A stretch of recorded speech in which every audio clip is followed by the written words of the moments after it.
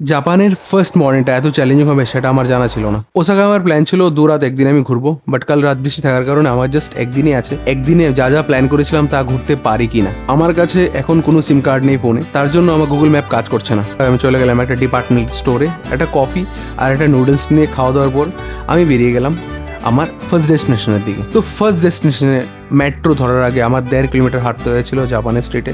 আর সত্যি বলছি, জাপানের স্ট্রিটে হাঁটাটাও একটা দারুণ এক্সপিরিয়েন্স। ক্লিন রোড, একদম নয়েজ নেই, আর লোকজন দেখতেই পাচ্ছেন একদম খালি।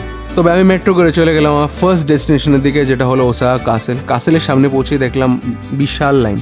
মনে হলো আজকে বোধহয় অনেক সময় এখানে নষ্ট হবে। তারপরে জানতে পারলাম অনলাইন টিকিট থাকলে লাইনটা অনেক ছোটো হয়। আর আমার কাছে না অনলাইন টিকিট ছিল না ইন্টারনেট ছিল, তাই অফলাইন টিকিট নিয়ে অনেকক্ষণ অপেক্ষা করে আমি ঢুকলাম ওসাকা কাসেলে। ওসাকা কাসেলে ঢুকেই প্রথম দেখলাম একটা স্টানিং গোল্ডেন টাইগার স্ট্যাচু। তারপরে দেখলাম সামুরাইয়ের কস্টিউম পরে ফটো তোলার চান্স ছিল। অ্যাজ এ বাজেট ট্রাভেলার নিজেকে কন্ট্রোল করে স্কিপ করে দিলাম। তারপর আস্তে আস্তে দেখলাম জাপানের হিস্ট্রি আর মিনিচার, ওয়ারের 3D প্রেজেন্টেশন আর ওদের কালচার নিয়ে অনেক ইন্টারেস্টিং ডিসপ্লে। কিন্তু সবচেয়ে বেস্ট মোমেন্টটা এলো শেষে, অবজারভেশন ডেকে উঠে যখন পুরো ওসাকা সিটিটা একসাথে দেখলাম। অনেস্টলি ওই ভিউটা আমার পুরো ওয়েটটা ওয়ার্থ করে দিয়েছিল। তো এইসবে কেটে গেল 2.5 ঘন্টা ওসাকা কাসেলে। তো নেক্সট ভিডিওতে দেখবো দিনের বাকিটা সময় কী কী দেখলাম আর এক্সপিরিয়েন্স করলাম। তো চলুন দেখা হচ্ছে নেক্সট ভিডিওতে। আর যদি ভিডিওটা ভালো লেগে থাকে তাহলে লাইক করবেন and follow me for more such kind of videos.